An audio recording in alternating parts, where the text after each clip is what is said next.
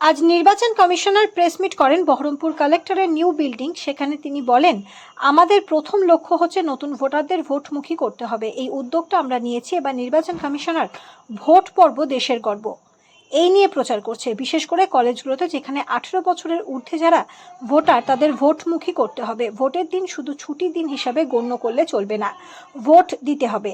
এবারে নতুন ভোটারের সংখ্যা 1,22,000। এখনো পর্যন্ত 12 কোম্পানির ফোর্স এই জেলায় এসেছে। এবার ভোট কর্মীর সংখ্যা পুরুষ 26,260 জন, মহিলার সংখ্যা 2200 জন। বিশেষ করে বহরমপুর পৌরসভা, লালবাগ পৌরসভা, কান্দি পৌরসভা, জঙ্গিপুর পৌরসভা, বেলডাঙ্গা পৌরসভাগুলোতে থাকবে মহিলা ভোট কর্মীরা।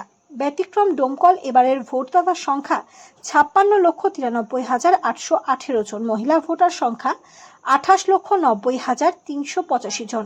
থার্ড এজেন্ডা তাদের সংখ্যা 103 জন। যারা শারীরিক প্রতিবন্ধী তাদের সংখ্যা 56,732 জন। 85 বছরের ঊর্ধ্বে তাদের সংখ্যা 10,212 জন। ভোট প্রক্রিয়া শুরু হয়ে গিয়েছে, তাই কোনো ব্যক্তি কেউ 50,000 টাকার ঊর্ধ্বে ক্যারি করতে পারবেন না। যদি 50,000 টাকার বেশি ক্যারি করে তাহলে তাকে উপযুক্ত প্রমাণ ও ভাউচার সঙ্গে করে অবশ্যই পাসবই, আধার কার্ড, প্যান কার্ড রাখতে হবে। তা না হলে ওই টাকাটি বাজেয়াপ্ত হবে। আমাদের বিভিন্ন জায়গায় নাকা চেকিং চলছে, জেলার নির্বাচন কমিশনার রাজর্ষি মিত্র বললেন।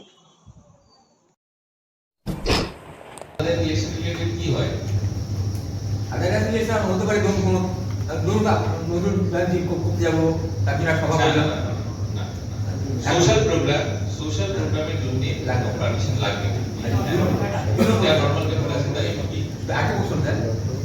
যখন এই ভোটার ইলেকট্রাল লিস্টে তৈরি হয়েছিল তখন কিন্তু একটা বিধিটা চালু হয়নি। নতুন তো সিটিজেনশিপ অ্যাক্ট আছে, বিধিটা চালু হয়নি। এই বিধিটা শুধু চালু হতো। ভোটার লিস্টটা তৈরি করবার সময় এইটা মাথায় না রেখে তৈরি করা হয়েছিল।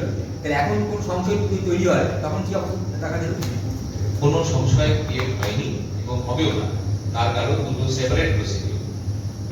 1,22,000 মধ্যে পুরুষ মহিলা কত? হ্যাঁ, 1,22,000 পরে বলবো।